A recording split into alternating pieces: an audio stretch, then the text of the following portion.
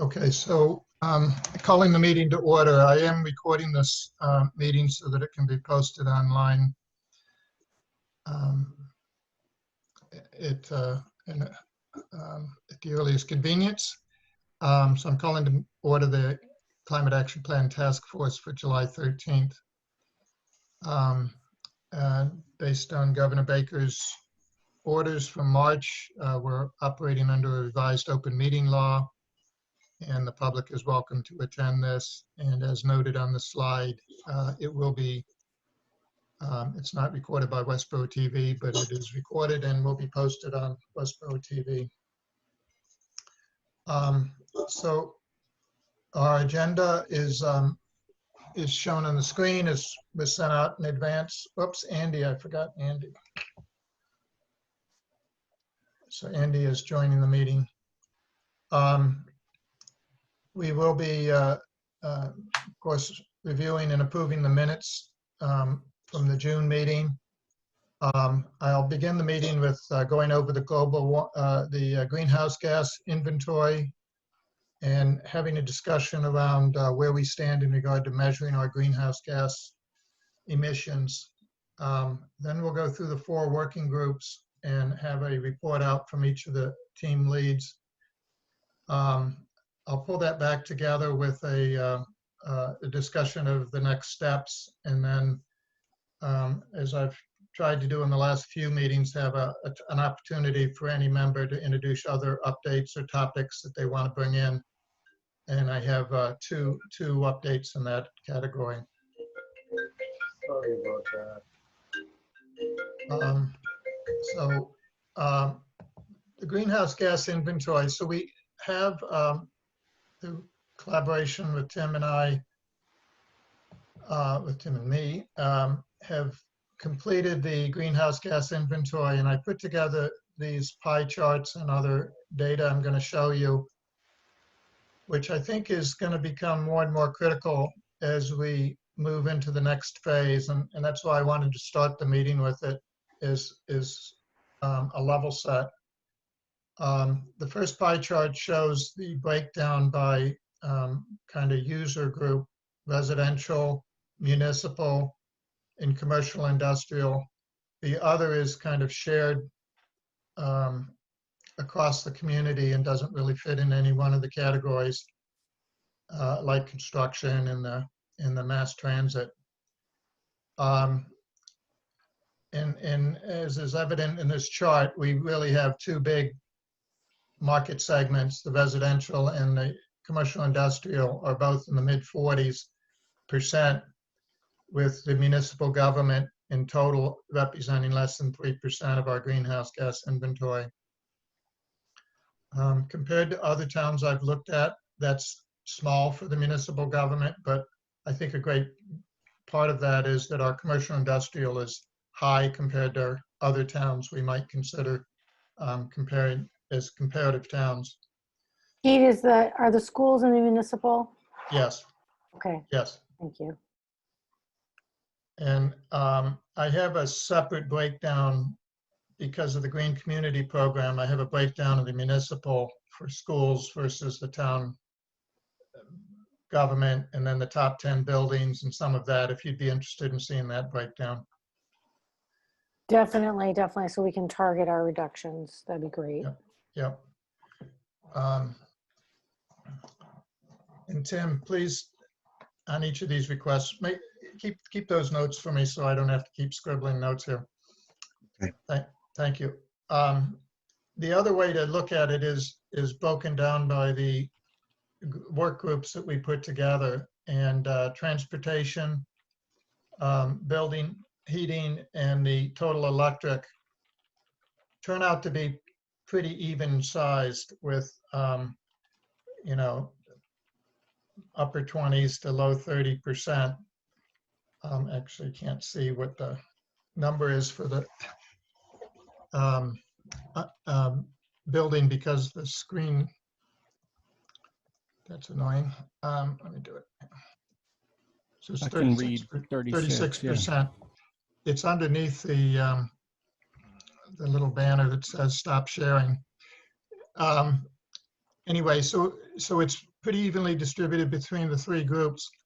But then if we break it down and kind of trying to keep the consistent color coding, the blue areas are transportation.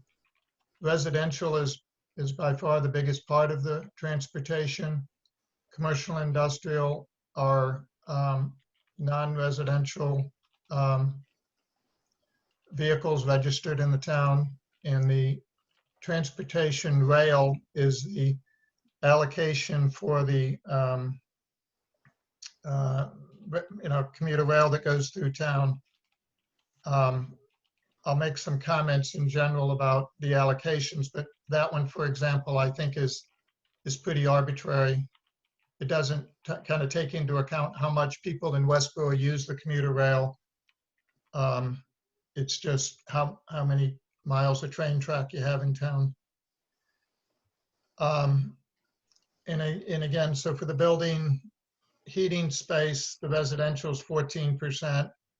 The commercial industrial is a little larger, and you can read around. And then for electricity, the really large sector is the commercial and industrial sector, again, within the electricity. I was struggling or kind of playing with different ways of presenting it. That's one way to present it. Another is to break it out this way, where each of those sectors is shown in separate pie charts. This is the same data presented a different way. And then this is a third way to present it, which I kind of like it the best, but I'm kind of leaving them all in the deck just for discussion purposes. So if we look at the greenhouse gas inventory by these subsectors, you can see that these four categories represent 83% of the greenhouse gas inventory and are clearly the areas we need to focus on as we identify goals and build out our strategies. Biggest sector in subsector is the residential transportation, so vehicle use. The building heating is split between commercial, industrial, and residential is also very large. And then the commercial and industrial electricity use is the second largest category. And as you can see, the municipal numbers are here. They're not particularly large. One of the ones that came out surprising, so there's residential electricity, I don't think I mentioned, but then the next category down is off-road vehicles and construction, which actually surprised me. It turns out it's 3.6% of our total. And again, some of it has to do with how the data is brought in and to create the model. So here's a tabular view of all the raw data. So what I wanted to really do is to focus in on kind of the so what of that. Okay, so we have the data. I think it's really valuable as we try to begin discussion with stakeholders and try to justify or to sell the ideas of what strategies we want to pursue. It's important to have the analysis so that people understand that we have some understanding of the emissions in the town, and it helps define for people who haven't been involved. It's a level setting process. One of the disappointing parts of this at this point is that the current precision and timeliness of this data is not really sufficient to measure the effectiveness of strategies. So if we put together a strategy and we run it for 3 years, it's not clear to me we're going to be able to measure with any meaningful precision how much change that strategy has affected. It's going to be one of our challenges as we go forward. But I do think that because our top level goal is a certain amount of greenhouse gas reduction by 2030 and 2050, and it's built on these numbers. I do think it's important that we bring out the numbers and talk to the stakeholders about it as we're talking about the goals of the climate action plan and the strategies we're proposing. I do see some potential for improvement of the data quality really in two buckets. One is through local resources. For example, I've been in communication with John Steinberg, the assessor, who's willing to share with us. He actually just before the meeting shared with me some data on vehicles and stuff that's more current and more precise than what we're getting from the state. I think if we implement some of the data strategies such as energy use disclosure on buildings, that would then guide us with more insight and precision as to what's going on. And just discussions with the large commercial and industrial accounts, if we build positive relationships with them and partner with them, I believe most of these large companies have that data and have goals concerning energy, as much from a cost perspective as from a greenhouse gas perspective. But I think we can do better over time, but it's not going to be, I don't think we're going to do better in the next month or two. So I think the data that we just went through is about as good as we're going to get.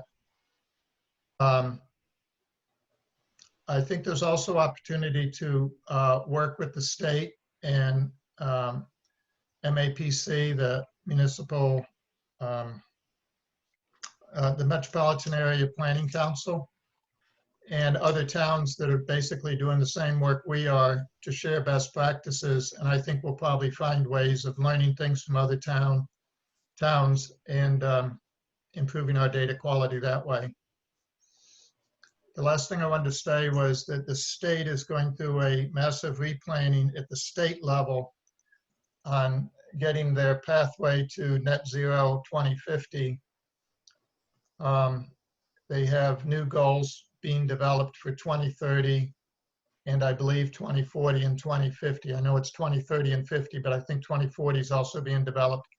And by year end, those are going to be published. So there's a new set of data coming from the state, which I think may inform our ability to model the greenhouse gas inventory in Westboro.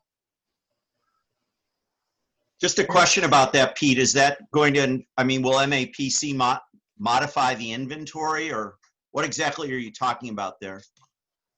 I don't know what MAPC is going to be doing. I believe that as the state is setting its 2030 goals, it's going to be updating its 2020 status. And that updated 2020 is going to be whatever data they can get their hands on, which is more than we can get our hands on. And I believe that they will make that available to us, whether it's through MAPC or Mass Save or how it's going to be distributed down. I believe the state will be, I guess I'm being somewhat optimistic that the state will be sharing their data sources and their methods, which could improve our data quality. Okay, so it's new data sources and methods, not just 2020 current data. It will be that as well. Yes. Expect. Okay. Yes. Okay, thank you. That answers it. So any comments on the data that you saw, how to present the data? I went through kind of a range of different ways of showing it. The importance of data quality, any feedback on any of that?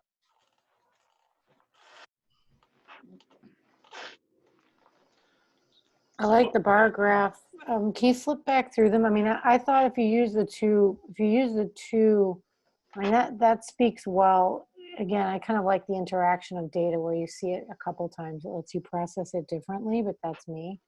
As kind of a lay person in the framework of some of this work you guys are doing, well, the majority of it. I think the data, I mean, I like the interaction of that one as a breakout from the other pie graph.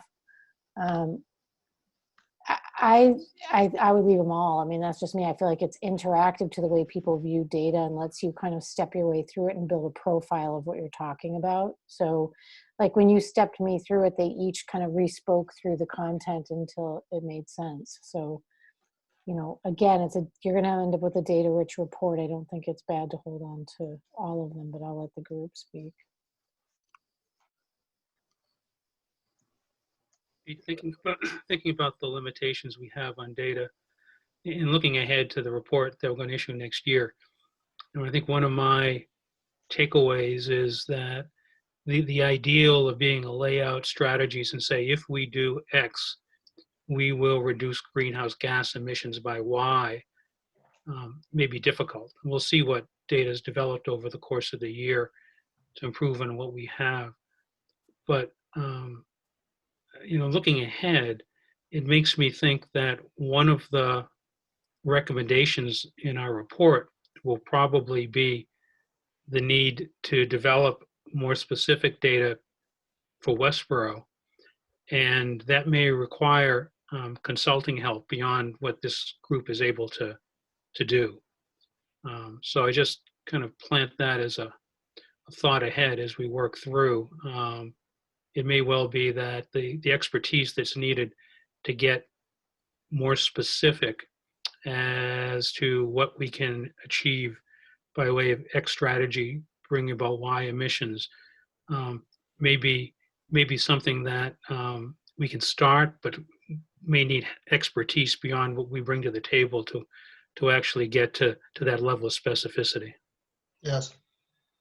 As proposals are made which have investment requirements, that would probably be required to get stronger justification and to build the case that it's going to cause the outcome. And I do believe it would be challenging for, I don't feel like I could spend more time on this and get better quality beyond the few ideas I mentioned on the slide. I think it might require kind of professional modeling, which is what the state is doing, and I was alluding to in the last bullet. The state has all these, you know, economists and scientists, PhDs and stuff doing these models. I think we can listen to those, you know, read those reports and learn from them, but to get it mapped down to Westboro is going to be really hard. And so I guess I'm trying to set the expectation or test this idea that we should not expect to be able to tie off that this strategy is going to yield, you know, 14% reduction in the commercial and industrial greenhouse gases over the next 3 years or whatever. I think that type of concrete outcome is going to be really hard to justify, it, you know, to predict. Was that an anticipated goal, or is this just something that sort of come out in the wash based on what we've gotten so far? Was the hope that we would do that? It was my hope. Yes. Okay. But maybe I throw that out to the, did other people expect to be able to predict this strategy is going to cause this greenhouse gas reduction? I think that would be ideal. And I think we've talked that several times, but I mean, honestly, from my perspective, looking at these charts that you just showed, I'm actually surprised we have even this level of fidelity. And so, you know, just based off this graph that's being shown right here, I mean, as you've identified, we've got 4 areas where we could focus. And even if we can't measure to the, you know, detail that we probably want, we can get an order of magnitude that we're going to show positive improvement if we implement strategies over time. And kind of chime in on what Peter said, you know, we're probably going to need some expertise outside of maybe what exists within this group or even within the town. And, you know, that's what those organizations do. Like they help us figure this stuff out. And so I think, you know, we're probably not at the point now where we need that, but I think we should definitely be thinking about it and put it on the table as a future cost. I agree. I agree with including it as a element of the plan. Yeah. I think that's smart. I will cite a couple of the big ones here. The residential vehicles, I think the highest effect we can have is conversion or getting people to buy electric vehicles instead of gasoline vehicles. And that's something that actually can be quantified through vehicle registration data. The problem with the current data set is it's 6 years old. So the current data that we have access to is 6 years old. I've talked to some people and John, I believe, may be able to provide us some more current data. But if we can actually track how many electric vehicles, what percent of the residential vehicles in town are electric, I think we could actually come up with a model for that bottom one and set some goals around that. Similarly, in the electric space, I think there's calculations you can do in regard to the amount of renewable content in your electric supply that is calculable and trackable. And so our new community choice aggregation contract that's going to be launched in the fall is an example. We can measure the effect of that on the residential electricity. The commercial and industrial is going to require talking to the commercial industrial accounts and see if they're willing to share that information with us. The heating, the two yellow bars are going to be really hard to measure, I think.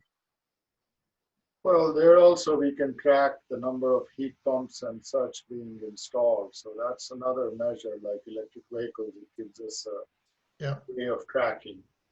There are proxies we can come up with. So I don't want to cast too negative a statement on this. I think there are things we'll be able to create in regard to kind of smart goals. As an example, if somebody is replacing a furnace oil system with a heat pump, we can measure the difference and that way track the amount of reduction in greenhouse gases. Yes. There are ways we can track. If we have the data available, we can work out the numbers. So there is some, I agree with all that. So I believe we can wrestle with each of these four big categories and come up with some modeling to the effect. But I guess I'm still throwing a little caution that the current precision and timeliness of the data is not sufficient. Can we get it better over time? Yes, we can. And using ideas we just discussed, I think we'll do good enough that we'll gain confidence that we are actually changing the greenhouse gas emissions of the town. You know, the other thing, Pete, is it doesn't have to be, we don't have to be super precise. We're not looking for, fractions of percentages or anything. We're able to track the big contributors, and we are able to, quantify them in a general sense, and also the trends. I think that's good enough for us in the big picture sense, because the difference between the little ones and the large ones is so large. The ones that are contributing to 83%. So just concentrating on these, even at the end of this exercise, is a very good thing to have in terms of setting the direction. Yes. I You know, agree. one other thing that this summary helps us with too, I think, is thinking about organizing our report. I know we'll talk about the individual work groups as we go forward tonight, but um, one of the things that uh, learning point for me going through the electricity strategies was that there are a number of strategies that we identified, but they may not really get to the significant savings in the commercial industrial manufacturing group.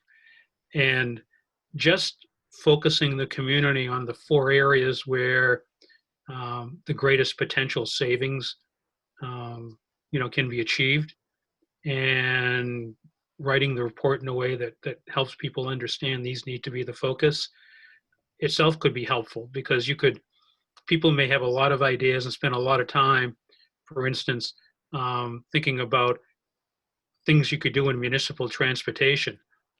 But in the end of the day, it doesn't really accomplish a whole lot. And so while there might be some nice things to do, helping people to focus on the bigger areas itself, I think, is going to be a step forward. I think I agree with that. I do also want to state that I believe the municipal government's behavior can be role modeling and examples of best practice that carry more weight than this chart implies. And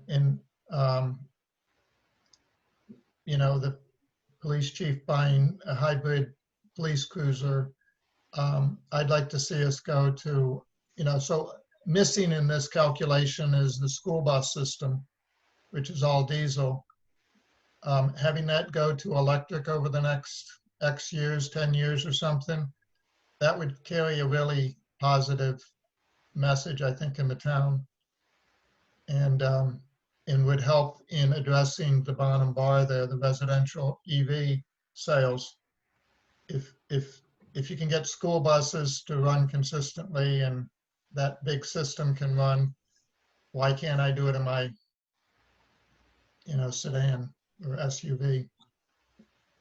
So I think there is some outside, there is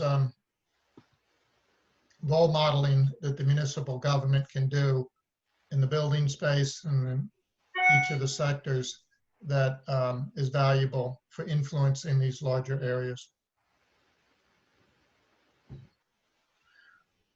So I did want to move on. And Peter just alluded to the idea of thinking about how we're going to structure the climate action plan document. And I kind of went back and forth with Andy a little bit and then sent it to some others. So I wanted to kind of go through my current thinking on how the document comes together, so that as we do our next phase, we're building toward an outcome that,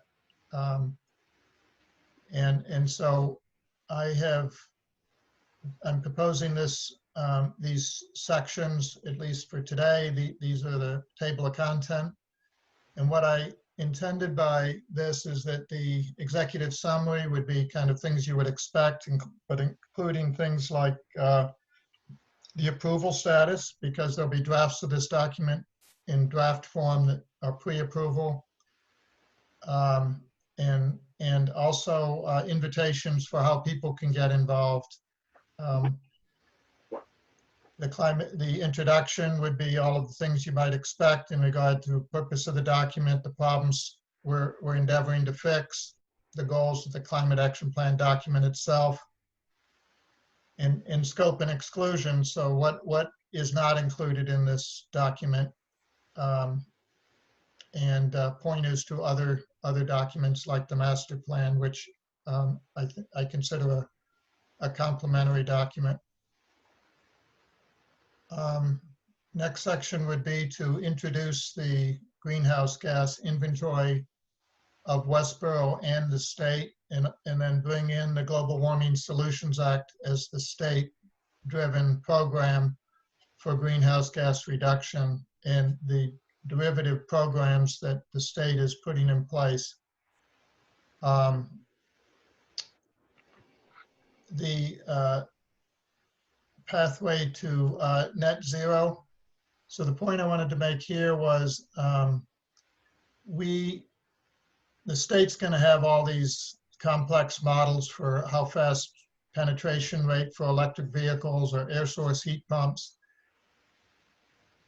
We are not going to have the economists and the expertise in the analysis to do more. So we need to be basically tracking and taking advantage of the state modeling.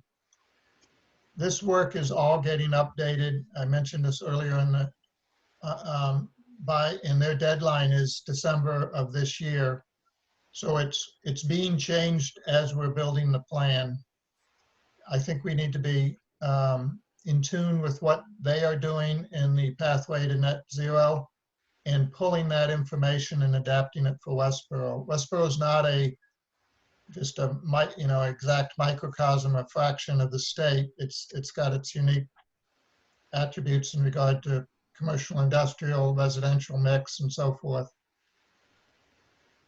And then the key thing that we're going to spend time on today is taking the strategy work that's been developed and recasting them into goals organized by sectors. And we'll be spending most of the meeting discussing this area, which I think is the next key work element for us.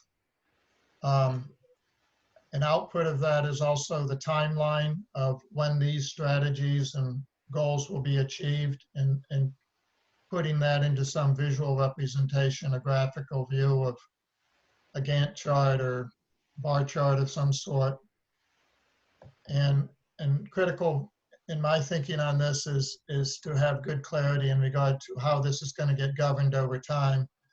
The document isn't going to generate the effect unless we have follow-up in regard to program management and administration of the strategies of the accepting the goals and fleshing out the strategies to make sure that we're achieving the goals. So I would like to transition now to the breakdown of the and report out of the different working groups, and in no particular order other than the way I put them on the agenda. Peter, I have you first. Pete, could I just ask for a point of order? Did you pass over the review and approval of minutes? Yes, I did. Thank you Okay. for bringing that For up. next meeting? We can do it right now. I was all excited about the greenhouse gas. Let's pick it up at the end and let Peter continue. That's fine. I was just getting organized and thought I might have missed it. No, please don't let us go over that. I just soon keep that housekeeping up. I will. Peter Flynn.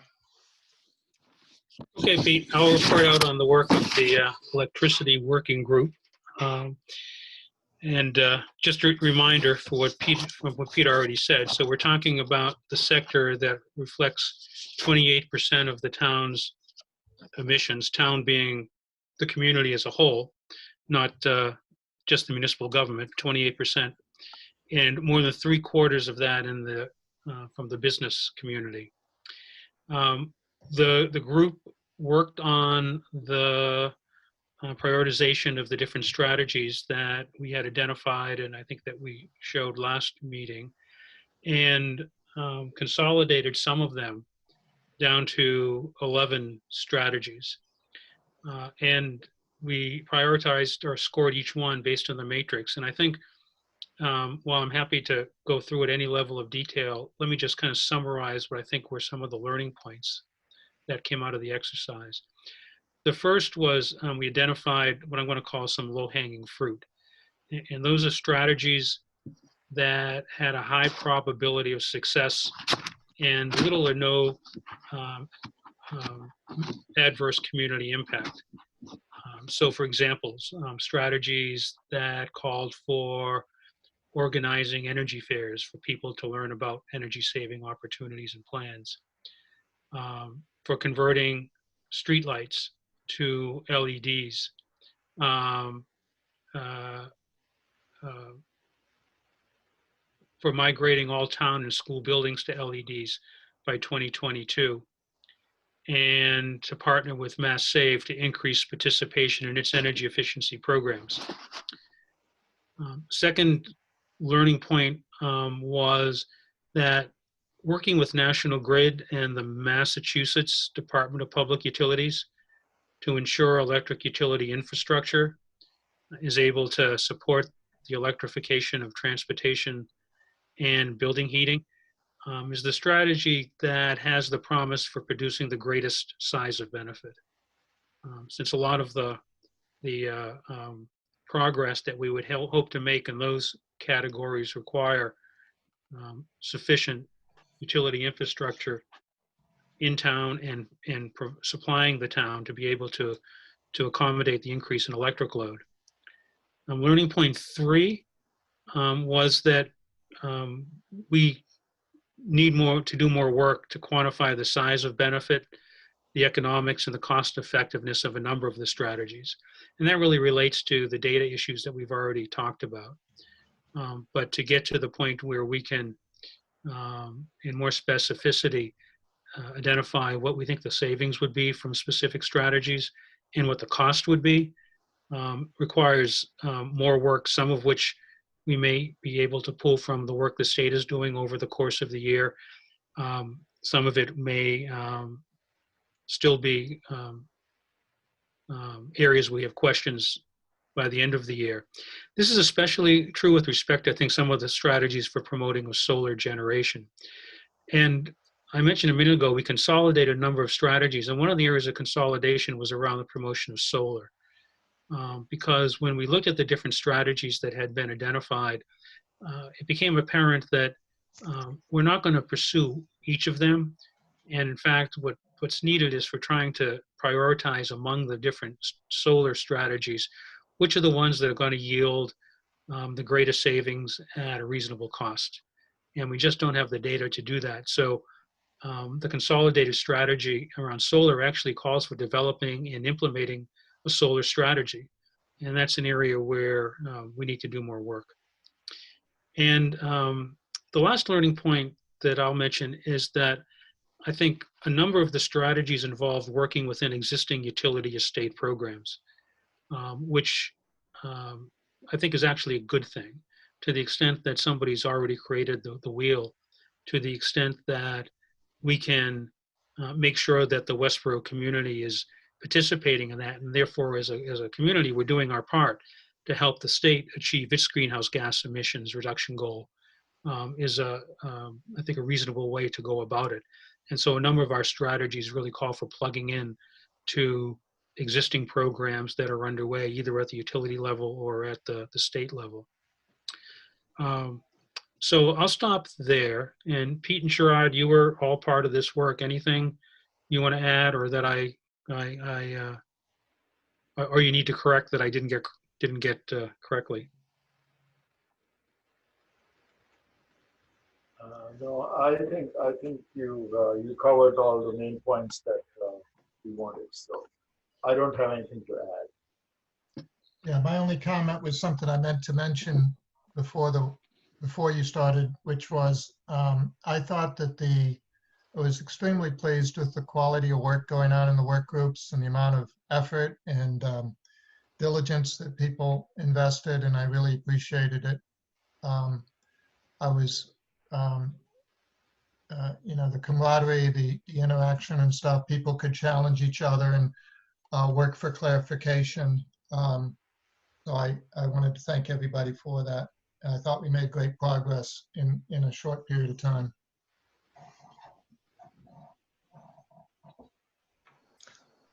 Thank you, Peter. Sherrod, the transportation sector. Yes. All right.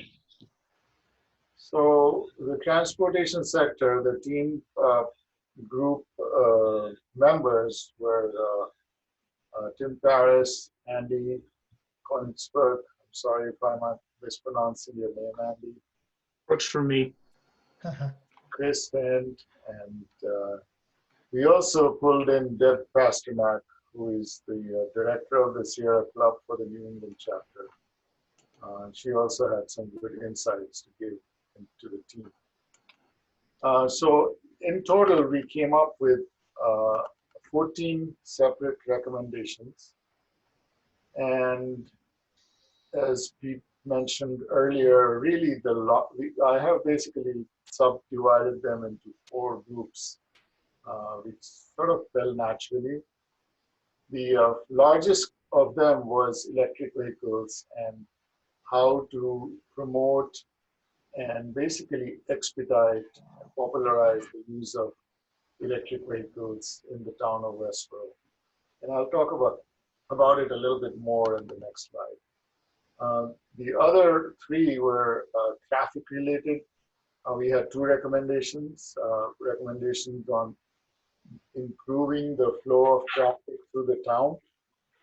We also had 2 of them on bike and pedestrian,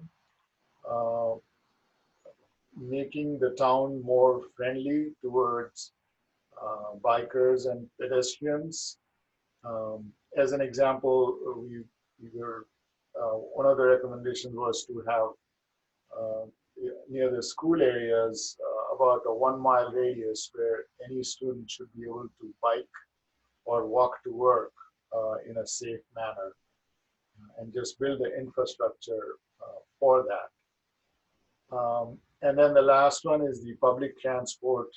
This is about using the commuter rail, and not only by the town residents, but also by people who work here.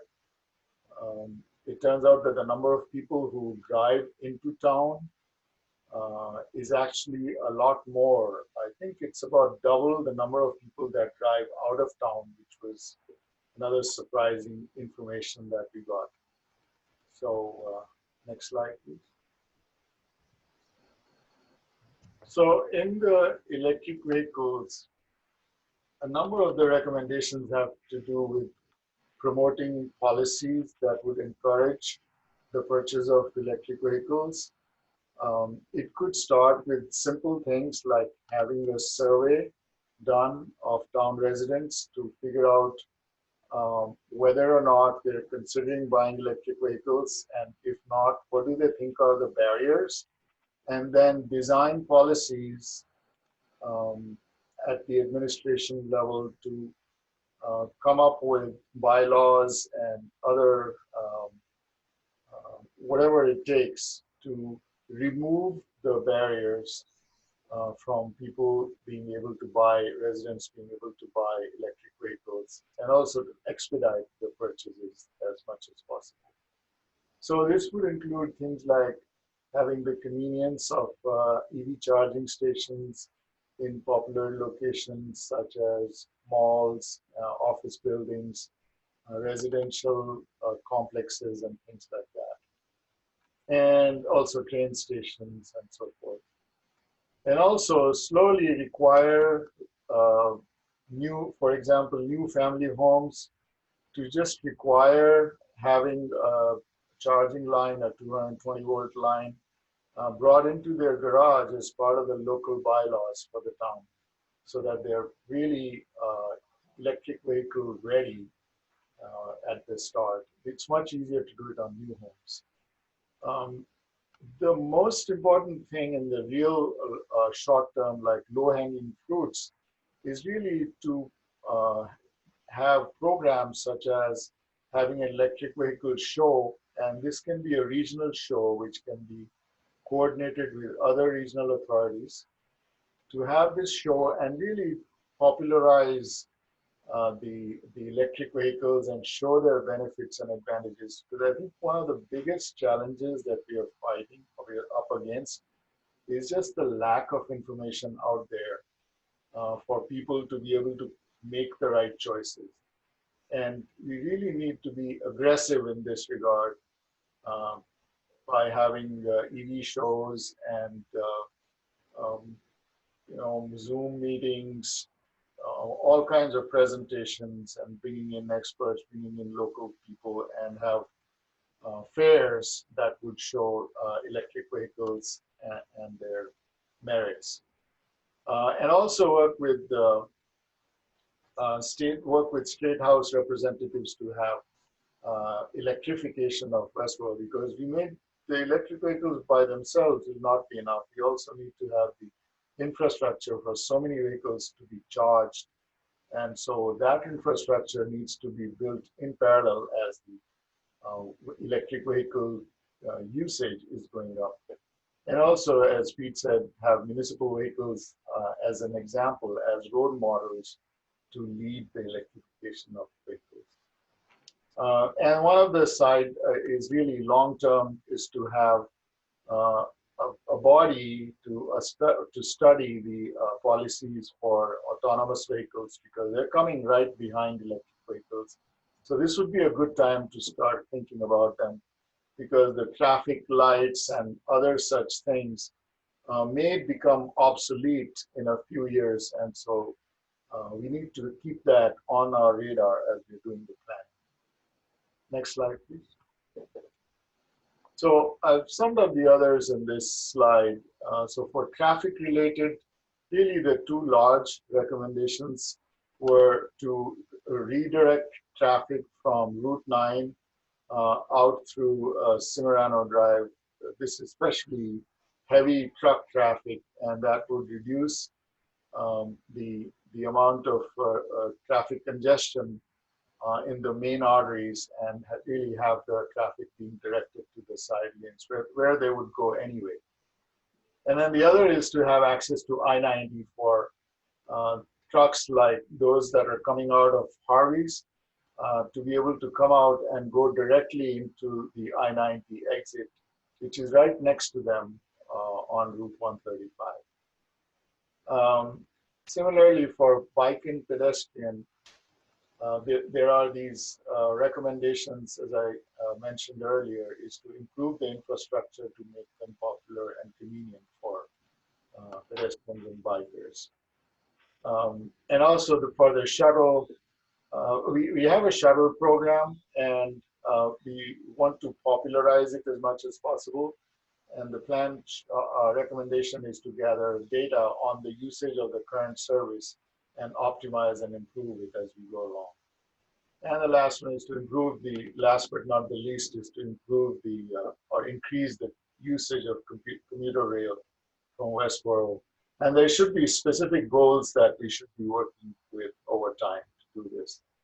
I do want to mention, as we prioritize them, a lot of our things had very high numbers. So these are, 17s and 19s and all that. And so they're very high numbers.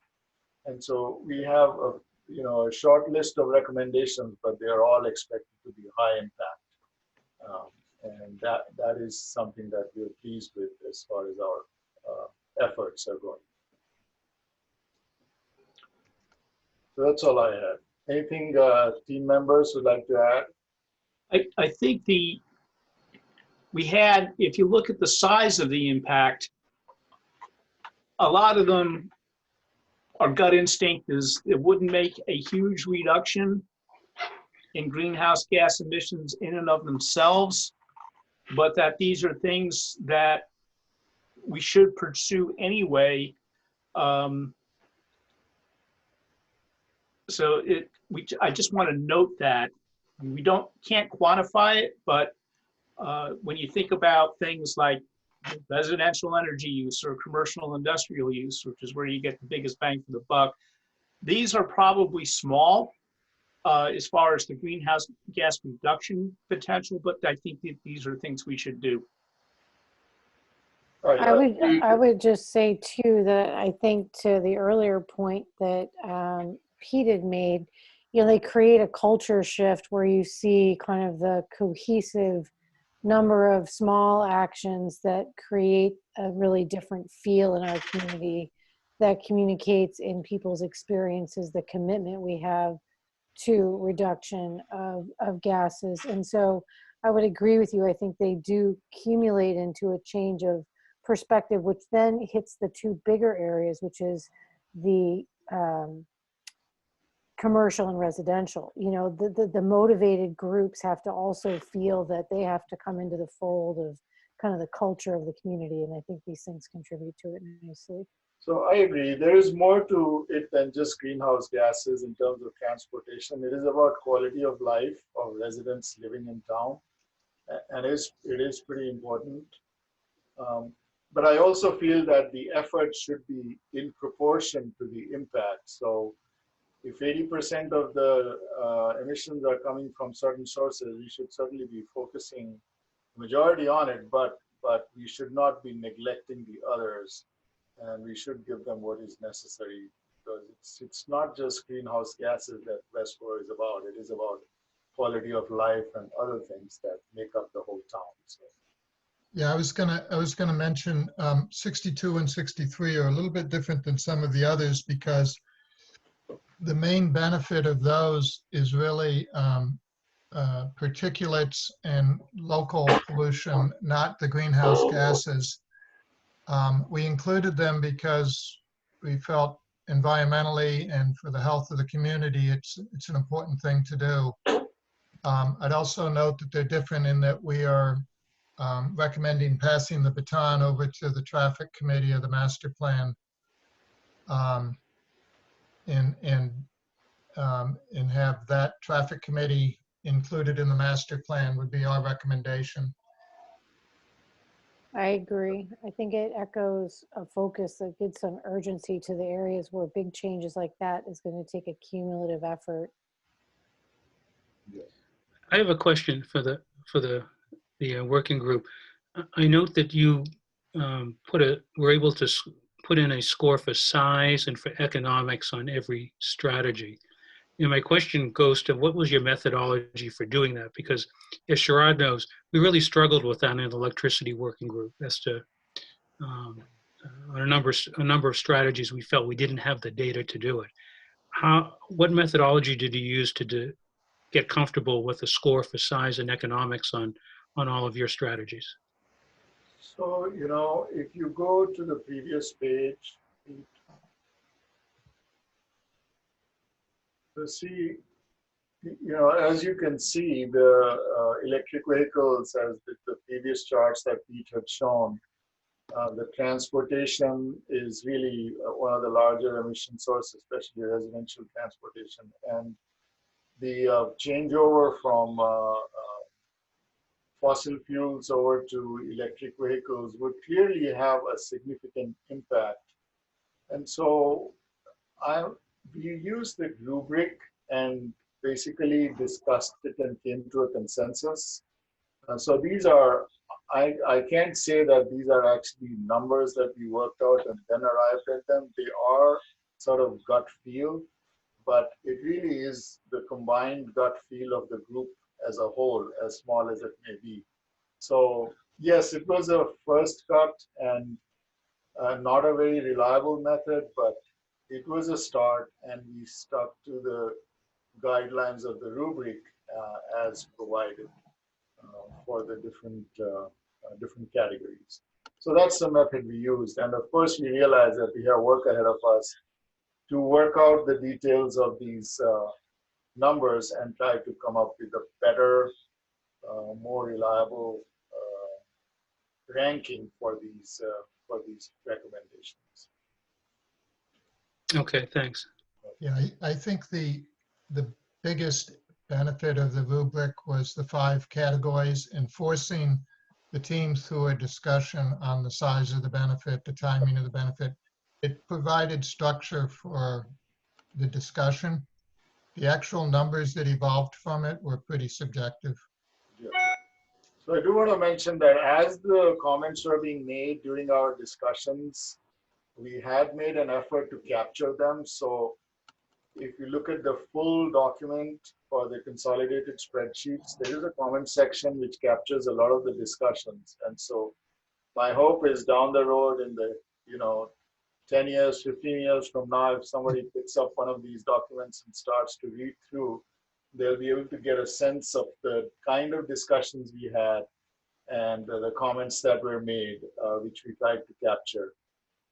And see their relevance at that time to how things evolve. So thank you, Sharad. Chris, on the your sector, the waste and land or land and waste? So in terms of the process, I think it's very similar to the other groups that already talked. You know, the rubric may not have been perfect, but it certainly gave us a tool to have a good discussion and refine, you know, the strategy list that we had to ultimately, hopefully, a better product. There's still work to be done, but it gave us a good, you know, method to have a conversation about what we had already come up with. So from that perspective, I think the drill was good and worth the, you know, time invested. As you know, Pete showed early on, the charts clearly demonstrate that from a waste and land perspective, you know, the impact to greenhouse gases is pretty minimal in terms of, you know, what we might be able to do. That doesn't mean it's not worth it. I mean, there's certainly things from an emotional standpoint. People like trees and having open space, and so that's worth, you know, looking at. But greenhouse gas wise, pretty minimal.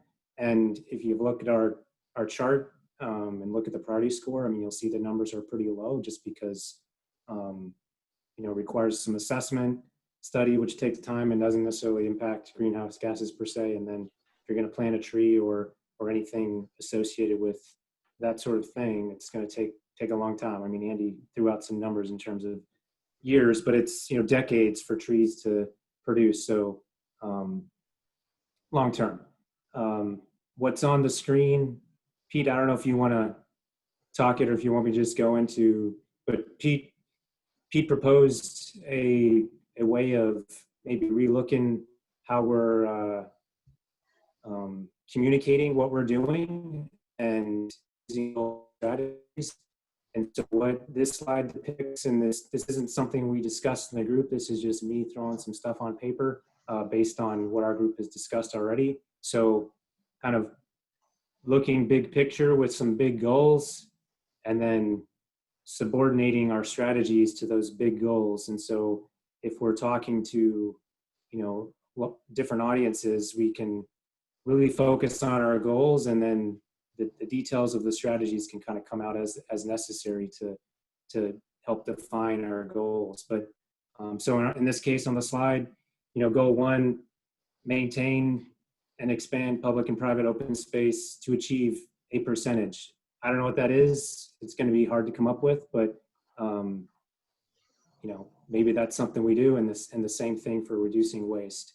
A third one that could be added is what Pete mentioned earlier about off-road and construction. So that might be a third goal for us. But then all of our strategies that are on our spreadsheet, I think, certainly open to discussion, but I think could be nested under these big goals. And then this serves as kind of the platform for this working group. And then, you know, a similar approach could be taken by the other work groups. So Pete probably has some more he wants to say on that, but we just took some of the discussion he's provided us over the last week and put it on this piece of paper to use it as an example of a way to describe how we would communicate what we're trying to do.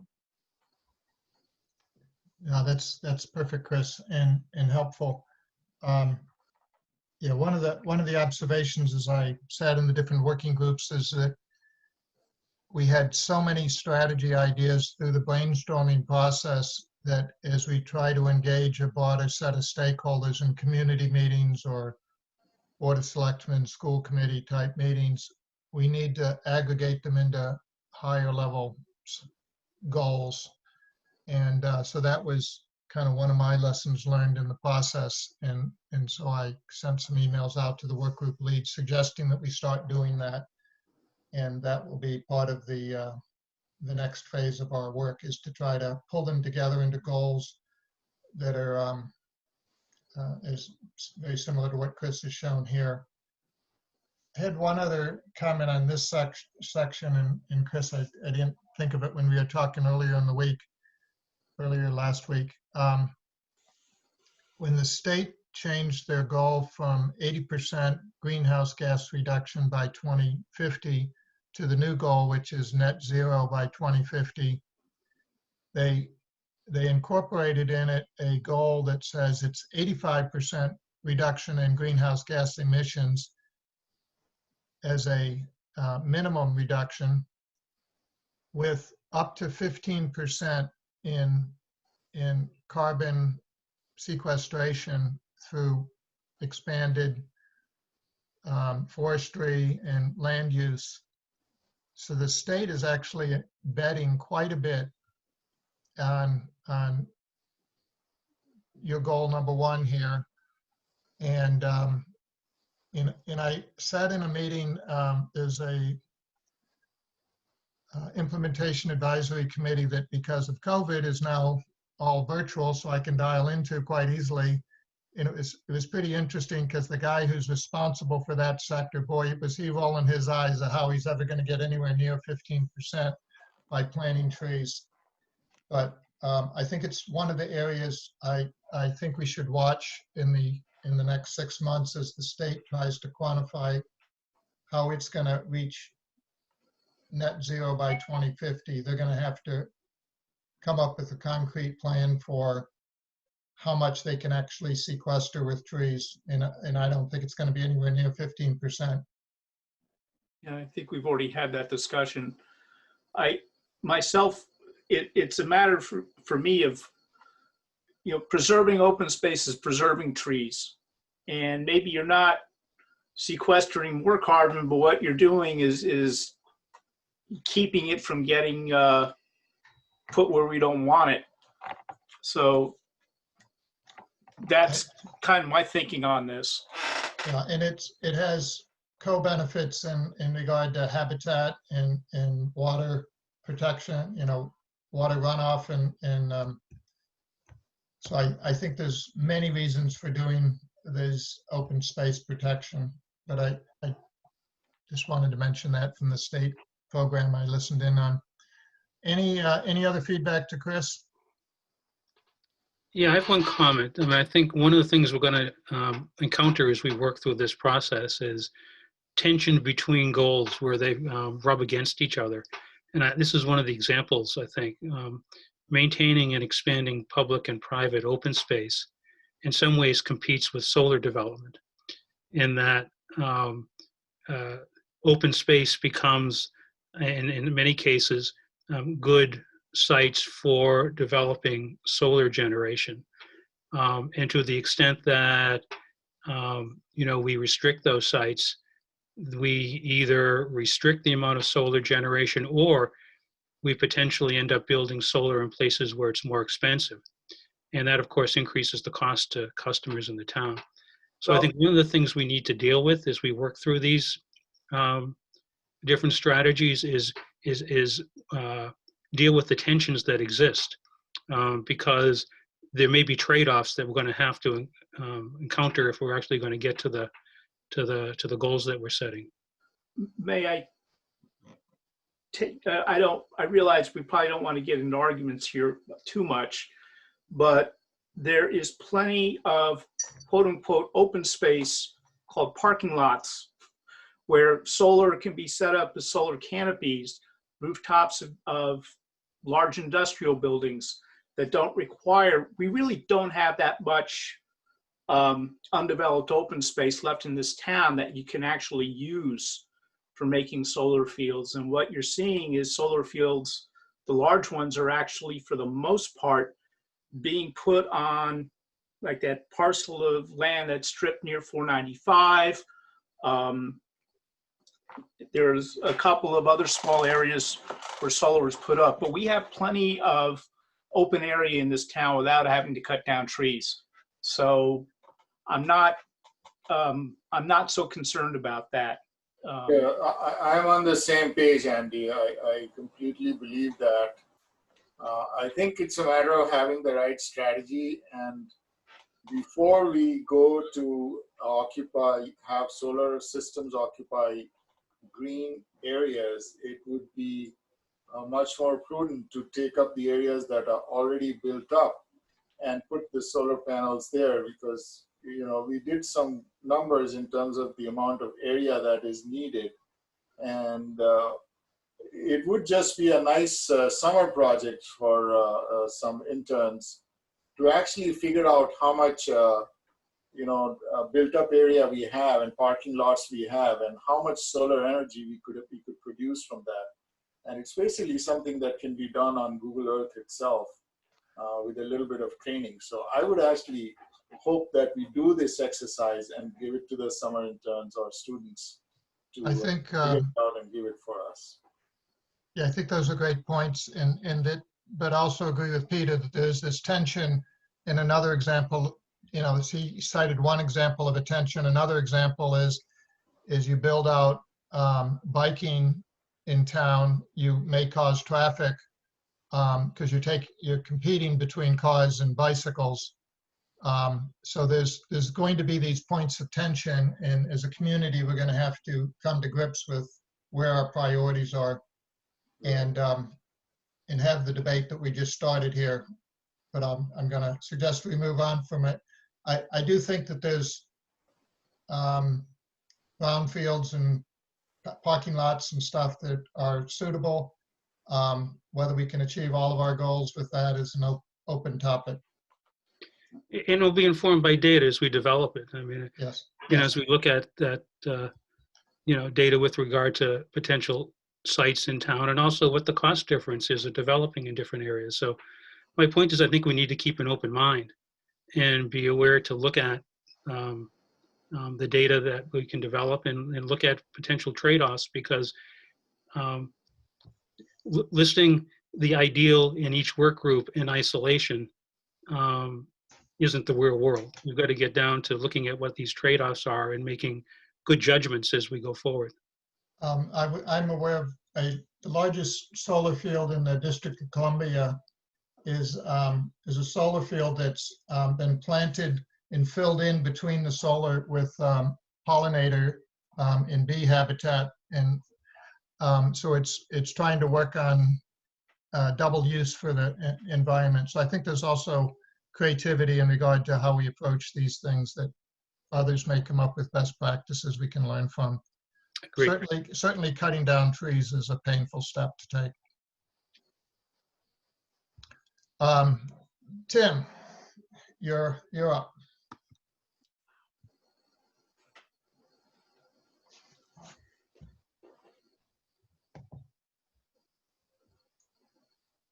Tim, I'm got to see your picture. Tim, you're muted. Oh, I unmuted you. You're fine now. All right, I'll begin again. So our building heating and cooling working group met over 3 sessions to run through the prioritization rubric.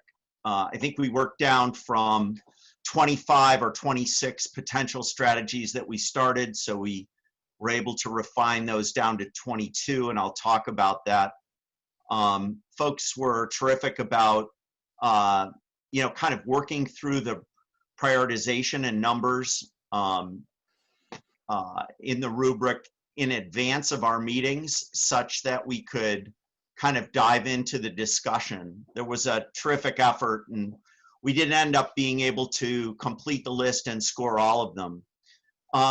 I think there were a few major insights. I just shared 2 here from the work. One thing was that for probably a quarter of the strategies, just our discussion exposed different understanding of the purpose and objective of the given strategy. So it was strengthened even by clarifying the language. And I think it underscored for me, as we approach the public, the importance and challenge we have of generating a common understanding of these strategies and their impact.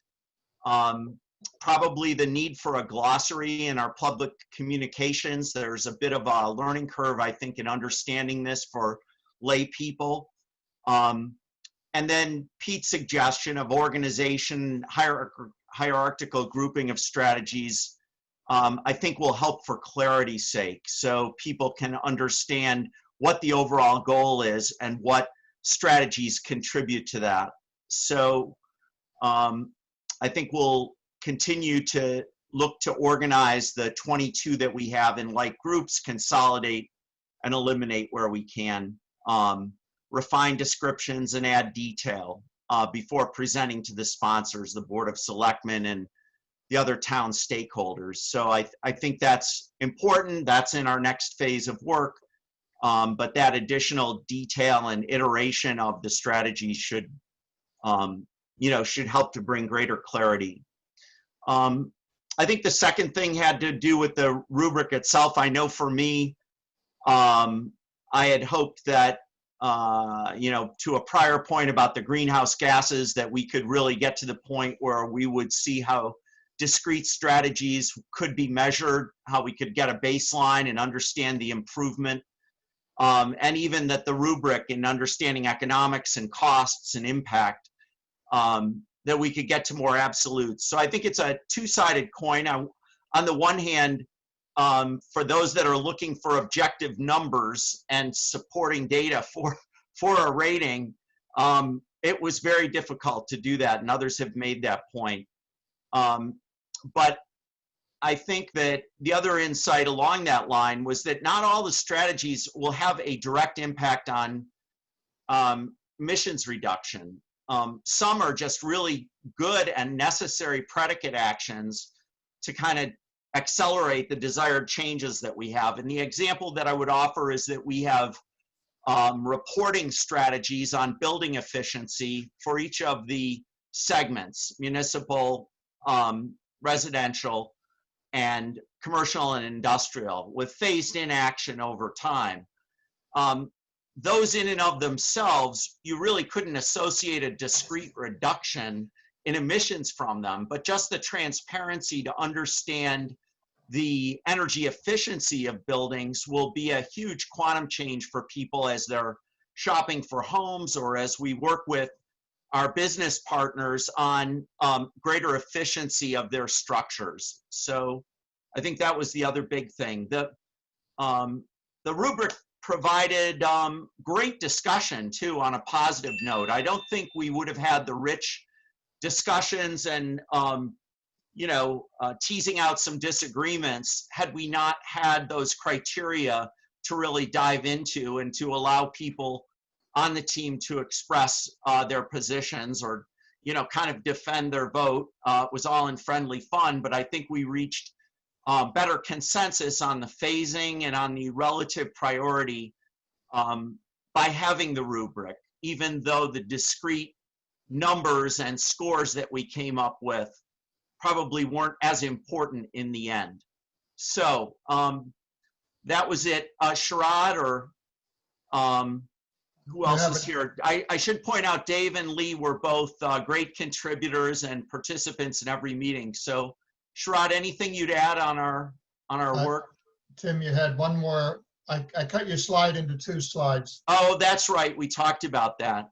So I talked about this one, quantifying the discrete GHG reduction, and we've talked about that. Okay. Starting with the data. So I think we're all on the same page there. We're going to need to find alternative justification, I think, as we go to articulating these. And the notion, again, that some good ideas are worth doing because they're necessary for the overall goals we're trying to achieve. And then the other, I think, useful and important thing is that some of the strategies, about a quarter, I think that was what we cut down, really we couldn't come up with any ratings at all, because the tactics, objectives, potential impact were not understood by team members. So I should have said at the outset, and intended to, that the process that we went through was to divide the towns that we have looked at and a few more in kind of starting this work for the CAP. Each of the team members took a series of towns and went in to look to harvest the specific strategies that impacted building structure and heating and cooling in the building stock. So as a result of that, we kind of pooled them in, refined them, but in the end found that some of them really deserved more investigation and understanding. So we have some next steps there. I took a pass without the input of my colleagues yet, but just in the spirit of this meeting, even though we have 22 at this point, almost all of them fall in one of two categories. One, that we need a major effort to electrify buildings over a time that rely on oil and gas, and that's in both, that's really in all three segments. Obviously, the residential segment will be the biggest conversion there, I think, in terms of impact. And we need to work out SMART goals for each of the strategies that we've got. The second major area is building efficiency. So I thought a goal around reducing greenhouse gas emissions from heating and cooling specifically by increasing energy efficiency of the building stock. All of the other strategies could really be, if you will, organized under that goal. And you kind of see the numbers and breakout there. We need to, I think the other insight here that I haven't mentioned is that what's interesting is that the implementation of strategies can really differ very much across the segments, residential, commercial, and industrial and municipal. So the tactics and actions that we take around building efficiency, the state level programs that we take advantage of, the other policy and laws applicable, we think about building code changes, etc. To achieve the goal, energy efficiency looks different in each segment in terms of I would say the tactical way that you'd implement a strategy. So what questions do people have? And Sharad, please jump in if there's any other insights, or Pete. Does anyone have any questions? Pretty comprehensive. Okay. I hope that was a sign I was clear. Yep. Sharad, anything to add? No, I don't have any questions, but I did want to make a comment that I thought the earlier point you started out with is that we had a really good, solid discussions on each of the recommendations. And the reason it, I think, went very well is we were all willing to voice our opinions, but we were also listening to each other. And that went a long way in coming to a consensus. So most of the rankings that you see here, if you ask any of the team members, they would all have agreed with. And in the process also, we got some education ourselves from each other in terms of things that we didn't know that helped us form a more informed opinion. And so we were able to go through this process and come up with a consensus. So that's the biggest takeaway from me, is that it's a group activity, and there's a lot of consensus built into the recommendations that we have and the rankings and prioritizations that we have. Yeah, that was my takeaway as well, and much more nicely expressed in the way that you just did it. So I think that's true. I know I learned a lot, and that was produced through the discussion. Anything, Pete, in the building category from you? No, I appreciate all that feedback. One kind of summary thing I'd say here is that some towns like Lexington and Cambridge are focusing almost all of their effort in the building, heating, and cooling sector. So I think there's going to be a lot of opportunity to learn best practices and share policies and approaches. And as you've suggested in one of your comments, I think there is potential for building code and changes that would improve the energy efficiency of new buildings and stuff. So there's a lot of activity in the state, at the state level, and in other communities on this sector in particular. I did have a personal anecdote that I'll reserve for the end of this meeting. If we have the time, I would like to share it with the group. Okay. And this is related to heat pumps. So Yeah, I had a tag at the end to talk about heat pumps with you also. Very Okay. good. So yeah. So thank you each work group lead and everybody who's contributed. I thought, again, it was great work.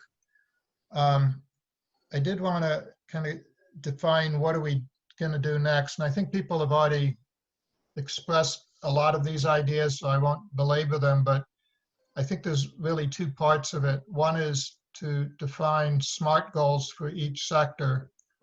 And for people who aren't familiar with the acronym, it's specific, measurable, achievable, realistic, and time-bound goals. So trying to develop some rigor in regard to how we express the goals, I think is valuable.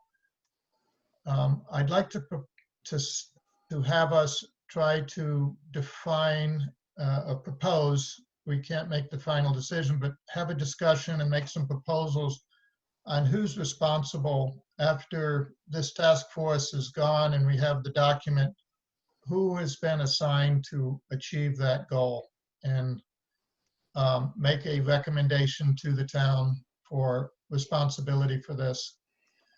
I think it's also good to tie these our goals as much as possible to state goals. And I am aware there's a goal the state has set to have 300,000 zero emission vehicles by 2025 as an example. Okay, so what would be the pro rata for Westboro if that's the state goal? And in my last bullet there, the combined goals, I don't think we need to have an expanding number of goals. I think it makes sense to have one goal that could address a measurement for 2030 and a separate measurement for 2050. I think it'll just make it easier. And most of our activities are going to be in the 0 to 10 year horizon. So they'll be focused on the 2030 goal, knowing full well that there's still going to be a lot more work to be done in the decades ahead.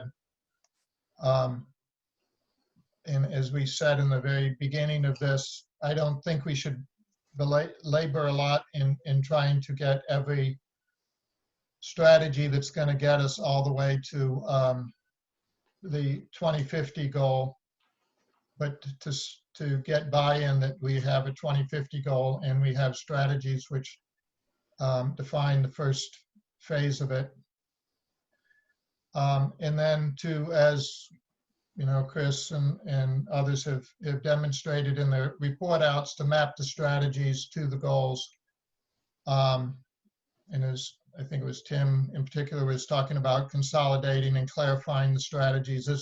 As we went through them, there was great discussion. I think we need to start kind of putting them into Word documents or presentation documents, kind of get them out of the Excel structure and try to have a better prose description of what the strategies are. I'm recommending, but putting it out for discussion, that our prioritization shifts to kind of a simpler high, medium, low, and use the work that's already been done to inform that, but not to get too hung up on all the numbers and stuff, because some of the numbers, I thought we were spending time on trying to pick a number versus discussing the real priority that we're trying to convey. So my recommendation, again, for discussion, is to shift to just a kind of a simpler high, medium, low prioritization schema. So this, I think, this slide is intended to define the kind of the core work for the task force for the next phase of our, the next 4 to 6 weeks. People have questions on this? People understand what I'm describing? Yes.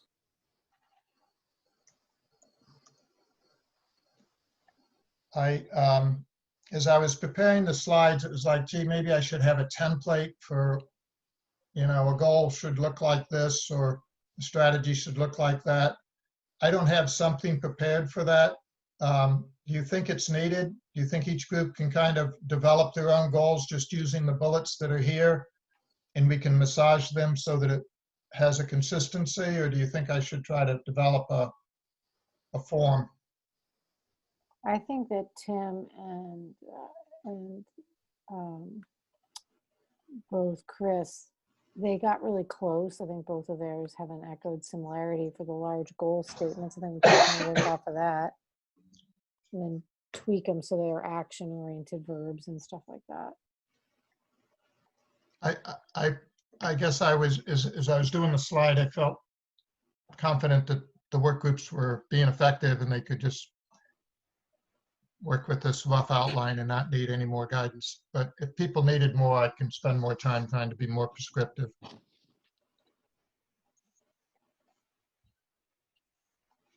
So I did have a comment here, Pete. So, what we've done so far, it's been more like a brainstorming session where we've collected a number of ideas.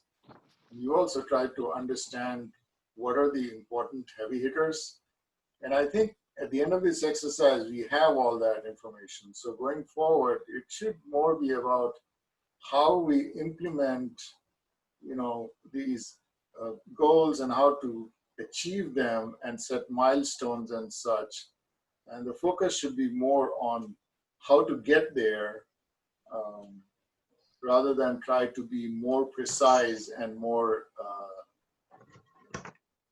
detailed in these. We know what the heavy hitters are, so let's see what we can do to attack them, basically. You mentioned, looking at the SMART goals. The issues that we have around the greenhouse gas inventory, it's going to make it difficult to, well, if you're going to look at just emissions, measurable is going to be tough. So it probably, we have to look at different kinds of metrics. If it's electric vehicle shows, how many can we do? How many should we shoot for in a given amount of time, for example, as opposed to, well, how much greenhouse gases are we is that going to decrease? So we might have, the bottom line, that point I'm trying to make is we might have to get creative about our measurements. I agree. We may have proxies that say, if we've done this, our expectation is we've impacted the greenhouse gases. And as an example, it's the number of zero emission vehicles, a number of air source heat pumps versus number of metric tons of greenhouse gases. So to the degree we can, the closer we can get it to greenhouse gases, the better. A number of shows could be the metric. I would hope we could get closer, like have 2,000 people attend a show over the, somehow try to get it as close to the outcome as possible. But I agree with the spirit of what you're saying, that we're going to have to get creative in regard to what measurement of what, and the closer we get to greenhouse gases, the better I think we'll, more convincing a case we'll make. Personally, I don't think the measurable is going to be, extremely difficult, because as I said, if we keep track of the number of electric vehicles that are being purchased by the town, and we keep track of the number of heat pumps, and we keep track of how many people are, in terms of electricity moving over to solar and zero emissions sources. These are measurables. You may not have access to all of them, but I think if we work through the town assessor and some other means, we should be able to get quite a bit of, at least as far as, the top 4 that you mentioned, it should be possible to get that data, and it's just a matter of us working through it. Yeah, I certainly agree that we should try to get as close as we can in terms of estimates of greenhouse gas emissions, recognizing that there may be some areas where we're making a best guess because we really don't have the data to get there precisely. The other area where I think we need to try to be as measurable as we can be is in dollars, because when we make these recommendations as part of our proposal, I mean, the first question a lot of people are going to ask is, well, these are nice, but how much is it going to cost? In some cases, it may be, you know, what's the premium over what we would otherwise do? So, you know, to have a document that speaks to people, I think we give ourselves, we serve ourselves well if we can be as clear as we can, both in terms of what we think the benefit is in greenhouse gas emissions, but also what we think the cost is, you know, of pursuing a given strategy and achieving a given goal.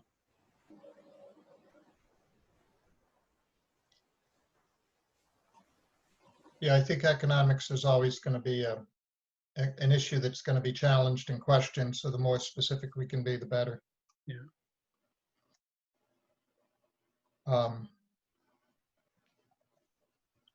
I think let me click to the next slide. So this is the slide I used at the last meeting as we were talking about our review process, getting ready for the stakeholder meetings. And really what I'm suggesting is changing what the briefing package looks like. So part of what we want to be coming out of this next phase is with kind of the essential content that would go into the community briefing and review process. There was some comments, I think it was Sharad making comments about more specifics. I'm not as concerned about more specifics for the community meetings because I think people would get overwhelmed. I think the more specifics are going to be needed in the final document. What I want to do is to make sure that we are building a package that have goals that are clearly aligned with our overall mission of greenhouse gas emissions as best we can and as specific as we can, and strategies, tactics, programs that are the means of getting to that goal that we can then present in a coherent way to stakeholders that have very little understanding of this, and we're going to have to spend time to bring them up to speed. So I don't think a lot more detail is needed. I think it's more about trying to package it for clarity. I think it's going to be the work of the next phase. Do people agree with that? I agree. It's important to keep it simple and keep the message clear rather than have a lot of detail overwhelming the audience. So, yeah, I totally agree with that strategy. I had a couple things. One was to highlight, I'm not sure why, but I went through our program plan before the meeting to see if we were covering everything we said we were going to in this phase. And I did notice that the next meeting was later in August. It wasn't the first Monday. So this is actually the fourth Monday of August. Is that going to be acceptable to folks? Yes. Because this July meeting was actually shifted out a week, it kind of reduces us from one, it continues to spread the meetings out a little bit. And I think, again, the work groups are meeting a lot in between. And so I don't feel like the task force is needed until the 24th. We are according to the program plan, scheduled to go back to the Board of Selectmen on September 8th. Okay, so I don't hear any objections to August 24th, so we'll use that date. I did have a couple other questions, and this was really for Lee, so maybe I'll follow up with her. When I presented to the Board of Selectmen on April 14th, I said I would provide these touch points, including an update on the initial candidate list of strategies, basically with this meeting. I don't feel like that's needed. I don't think the Board of Selectmen would care a whole lot one way or the other. I had said I was going to do it, so I just want to make sure with Lee that if we delete that, there'd be no concern. Anybody have any opinion on updating the Board of Selectmen at this time? I think they'll have bigger priorities on their. Yeah, I just don't think it's a priority, and so.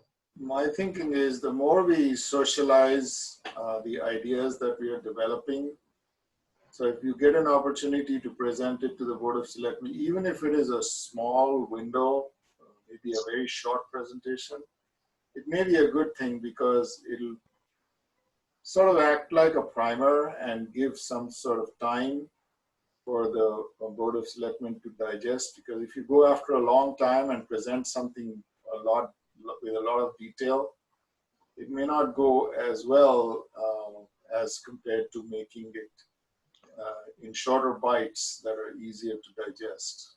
I think that's wise advice.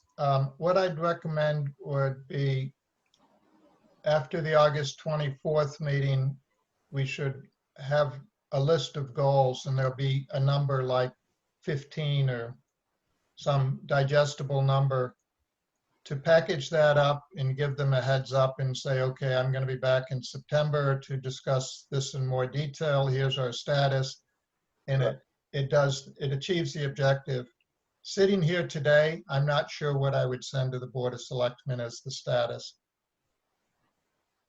I think the big picture, if you look at, the top 3 or 4 items, they are pretty clear. And so I think we should be able to start socializing it with the. I just had another idea. Maybe I can just break out the slides of the greenhouse gas inventory and send that as a status and say we're 4 working groups, blah, blah, blah, and we're continuing. We'll be back in September with our goals and strategies to respond to this. Right. And so just a word about, the renewable electricity and heat pumps and electric vehicles, these 3 or 4 big items. At least if we start socializing those ideas, that may put us on the right track. Pete, I think the slide that identified the 4 key areas might be of interest to the Board of Selectmen at this point. Yes. Yeah. I think that might be a little bit of a surprise to them. Right. And I probably stop short of going into any kind of list of strategies, indicate that we'll have more detail in September. But Yes. just, a procedural update with that slide, I think might be of interest to them. One slide that shows the big picture problems, which consists of those 4 items. And then one slide just showing the potential solutions, which is the solutions that we have talked about in the big picture. I think those 2 slides by themselves will go a long way in the long run, I think. Let me give that. I'm sorry, go ahead, Amber. I was going to say, I think that it's always good to warm up putting everything we've done in a context of how this group exists and why, as a tight reminder to them that, you started with Sustainable Westboro, a voted and supported committee by them. The embedded, separate and very focused work of this CAP committee and what it has to do and how it fits into that, and then into master planning. And then a snapshot of the kind of data that we're gathering and how it will end in action steps. I think gives them a picture of, because otherwise they can be caught by surprise sometimes to try to remember the context of different working groups. And I think you always do a really good job with that to give them a framework. It doesn't have to take a lot of time, but it just reminds them that there's a trajectory of past approvals and accountability and work, and then, you know, cues them up for what you want to share. Yep, yep. Let me take that and try to put some notes together. Maybe I'll use an email list distribution to take feedback and then get that out to them. Second thing on this chart was I think we really need to spend some time developing our communication strategies for the stakeholder meetings. From who are we presenting to, from the big town committees that we need to talk to, civic groups, potentially commercial industrial accounts themselves or the Chamber of Commerce, and the general public. And each of those groups have potentially different needs and styles. Get an agreement on what the goal of the presentation is. Are we just creating awareness? Are we asking for agreement? Or are we just asking for feedback? Is it still a, you know, why are we presenting to these different groups, and how much detail? I'd be glad to lead that effort. I'm looking for some volunteers to help in building that communication strategy.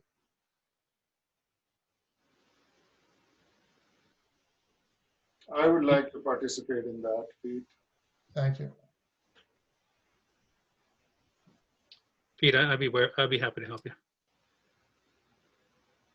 Okay, I appreciate that. And if others have time and would like to join, I'm happy to have more help. And so over the next, basically by the next meeting, we should have a communication strategy discussion where we've answered all of these questions based on at least the three of us back to the task force. You have a lot of great presentations you've done on data and process. I mean, I think if you look at what you have and pull from it, you know, and create a new context of an overview. I mean, I think the PowerPoints and the presentations you've used to guide what's been done thus far is probably pretty fruitful for, you know, giving you an overview of process and next steps. Yeah. So I have a lot of confidence in what you've already done that you'll pull something together, but I'm certainly happy to be a reader. I can't be a participant right now in a development, but I can certainly have a good eye for looking at where they might be confused as really the most lay person on this committee. So I'd be happy to participate on a simple level for you. I appreciate that. I actually think your history with the government structures and process and stuff would be one important lens on this. So that's helpful. Thank you. I have, in the last few meetings, had this other updates, and I had two things I wanted to bring up. And Sharad, I'm not sure if this was what you were going to raise, but the air source heat pump, you said you developed a presentation. Did you have some other comments you wanted to make? Yeah, I did actually. So what happened is Pete had asked me to put together a presentation on heat pumps. So it's not just air source, it's heat pumps in general. And the anecdote I wanted to share is I actually went for a dry run with it with our Code Rotary Club members. And at the end of the dry run, one of the members came up and said, you know what, I'm feeling so bad that I just replaced my furnace oil with a newer furnace oil because our system broke down in February. And I wish I had known, and otherwise I would have gone for these heat pump now that I understand what they're about. And so to me, and I felt really bad as well. And so really the bigger point here is that to recognize that, you know, like purchasing an electric vehicle or purchasing building a heating system for a home, these are big decisions for the families and residents. And so two things. One is timing is important because as people are buying newer or replacing their older systems with the same older technology, they last about, between 15 and 25 years. So if we don't interject and make the change or help them make the change, then we basically lost the opportunity for another long period, like 15 to 25 years. So that's the first piece. And the other piece is there's just so much lack of information out there.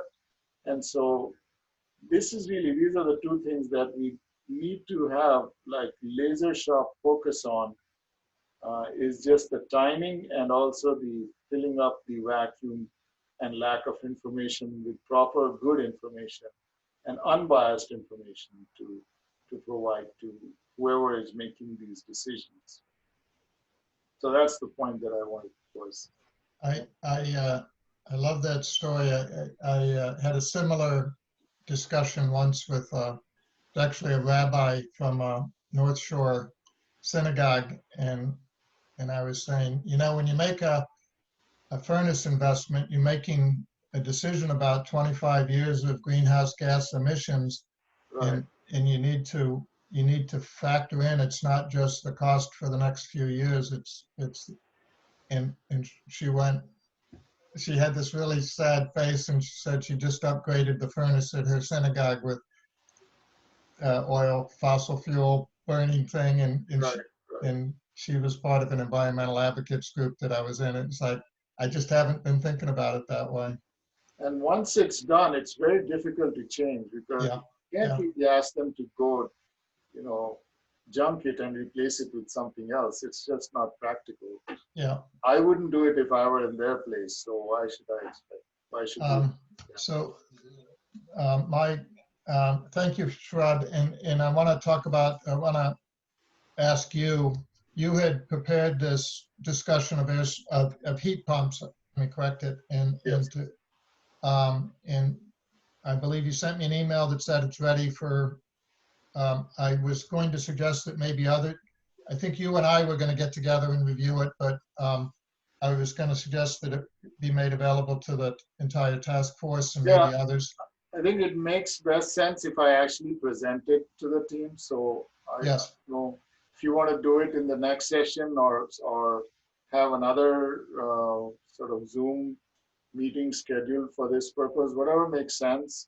I was going to suggest a dedicated meeting and potentially others like Jim Robbins and Bill Spencer, who are in the climate group of the master plan, and maybe Lester Hensley, just to the point you were making of getting the word out further and further. And it also helps us as we interact with those groups with discussions like heat pumps to understand how to explain it to people who are smart, but just not involved in this technology so that we get it right. So this presentation is based upon our personal experience with our residential homes. Yes. And so it starts out from there and talks a little bit about, what is a heat pump and why is it, being presented, even though, I'd like to sort of present it a bit more formally, and that would be a good session to have. It takes about 25 minutes, including questions. Yeah. So I would suggest we have a dedicated meeting, and then we can invite some others that may be sustainable Westville folks, and basically just try to get the circle a little bigger, and we can test run some of how we discuss this. Because even here, I got some very good feedback, so it just needs to refine the message. In Zoom meetings, so expandable, and you can have 10 people or 30 people. It's basically the same process. Peter, you had initiated some activity on getting a CAP email, and I appreciate that. I think particularly as we're going out into these stakeholder meetings, I think it's going to be valuable. Can you describe what you've done and what's next. Sure. Just as a point of order, Peter, before you continue, so I have an action then that you and Sharad, Pete, are going to coordinate? Yeah, we'll A set up separate a meeting? we'll set up a meeting and notify all of these folks, and I'll talk to Sharad about potentially other people to invite. Make sure you're comfortable with Yeah, where I'm headed on it. yeah, that would be great. Okay, good. Thank you. I'm sorry, Peter, to interrupt. Please continue. Oh, no problem. I've had some communication with Mark Stockman, who's the information technology director for the town. And the subject has been about establishing an email address for this task force on the town's system. And this is something that another group did that committee did that I was involved in a couple of years ago. The email address, once established, would automatically direct any communications to that email address to each one of us, to the email addresses that each of us are now using as part of this committee. And the benefits of doing that potentially are the following. Number one, facilitate communication just among us. If we have something to send to the task force, we could send it to this one email address. It automatically would get sent to all of us. But secondly, it would be an email address we could use in communications for the stakeholder presentations with people in the community. If they have anything they want to communicate back to us, any feedback, any ideas they want to communicate to us, they could send it to this one email address, and it would automatically then be distributed to all of us to see. And then the third, it would also be saved on the town's website, so there'd be a record of the communications. I think it's a good idea, but I didn't want to do anything in pursuing this further without first briefing this group and seeing that people were supportive of this. If we go forward, what I would do is provide Mark with the email addresses of each of you that you're now being used for this committee, and he would then open this town email address. He calls it an alias. I call it an inbox, so that any communications that go to that inbox would automatically get distributed to all of us. So wanted to present that and get feedback as to whether people are open to that.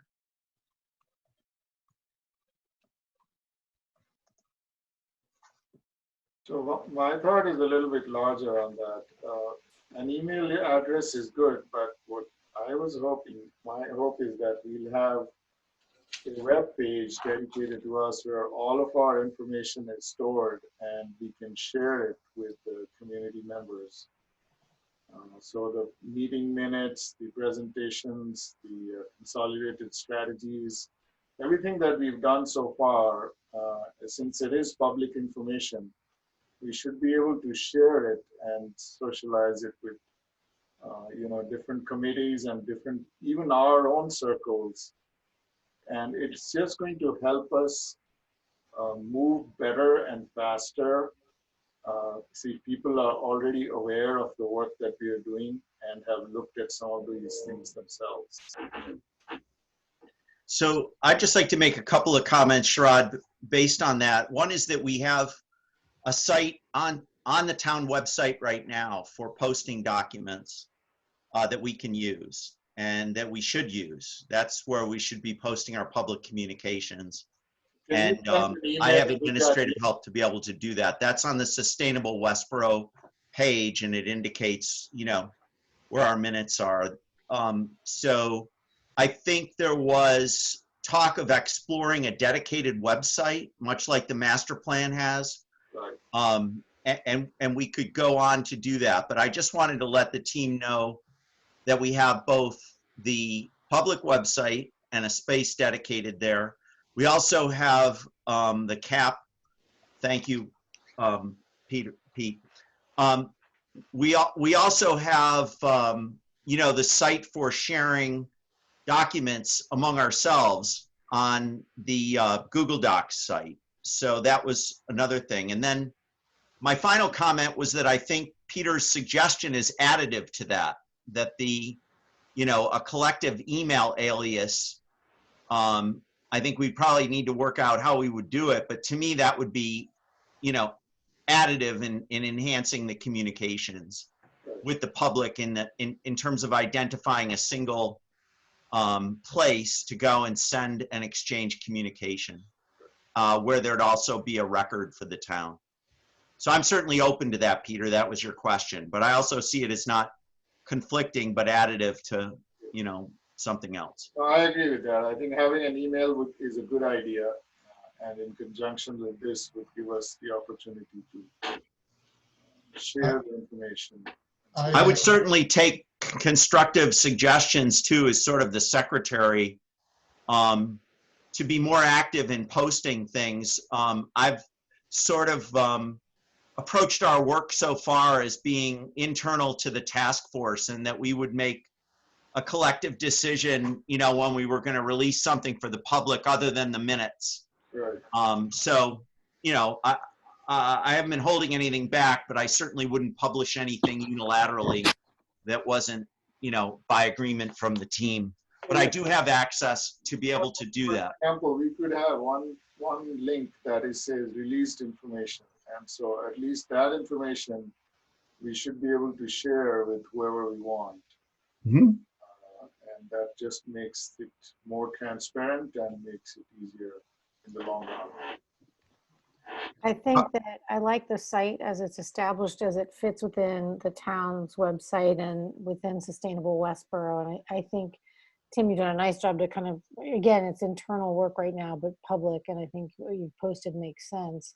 I do think that once we have that site link, if to Sherrod's point, we can put out a communication or some type of general communication and give them the link, which we do a lot through the schools, and that's effective to say, like, if you're pushing to a group of people that we're getting ready to visit and we do these group outings, I always send the link, and it's like, here's the stuff we've been working on, and we'll bring a presentation, but just to give you context. And I think the site then becomes more viable as we move closer to the final presentation, and then it's also where the final documents live. So I think it'll develop over time, but I like where it's located, I think is good.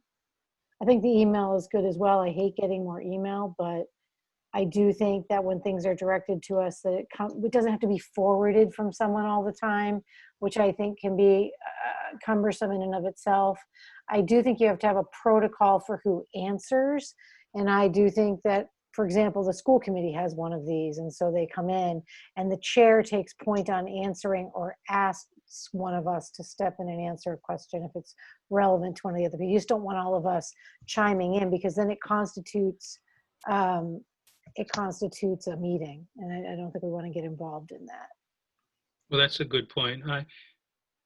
I guess what I was envisioning is once we establish this email inbox, to the extent that people communicate to us, it's really they're coming to us.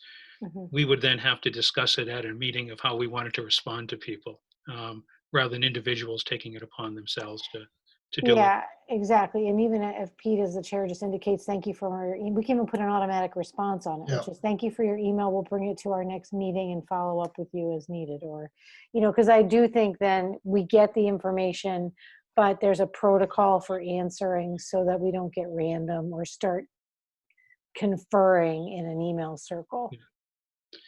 Yeah. I think that's an excellent suggestion, Amber. What I would do, if the group is okay with it, I'll get back to Mark, but I'll also ask him if there can be an automatic response that is triggered by emails coming in other than from ourselves. We don't want it being triggered when we send an email. If Pete sends an email to all of us with the agenda for the next meeting, we don't want to trigger that. But could we set up something for an email coming in from a third party that just lets them know that we've received it and we'll take it up at a meeting?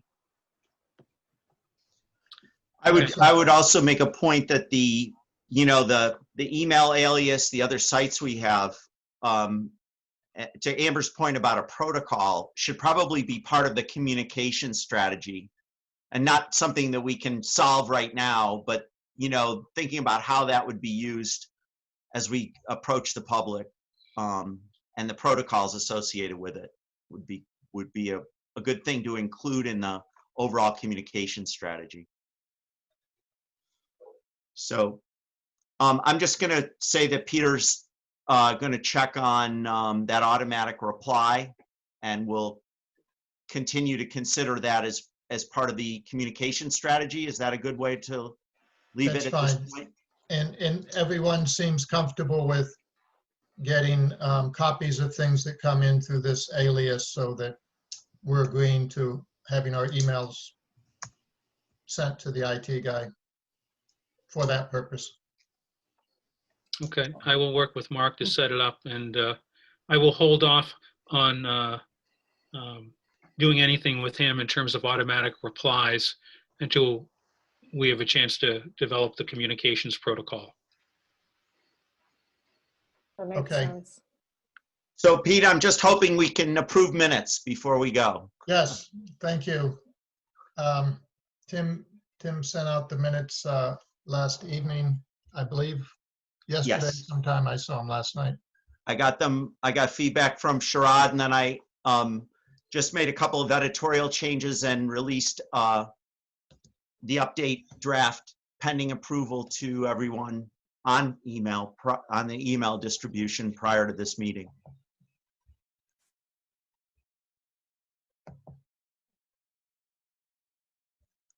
Need a motion? Yes, I move to approve the meetings from the June meeting. Excuse the me. minute. I move to approve the minutes from the June meeting. Second. All in favor? Aye. Aye. Aye. All opposed? Okay. we I'm have- just abstaining because I wasn't there. And I should have asked, thank you. Yeah. And one abstention. So thank you all. Very productive meeting. Appreciate everybody's continued hard work. We're making great progress. Look forward to working through the next 6 weeks, and we'll get back together on August 24th. Great, thank you. Chris, you. now that I'm back, I'll up speed on the subcommittee work and plug back into the stuff you're carrying for us, okay? Good. All right. Thanks, everybody. Good to see Very all of good. you. Bye-bye. You well. Good Be night. well, yeah, Good night. thanks. Good night.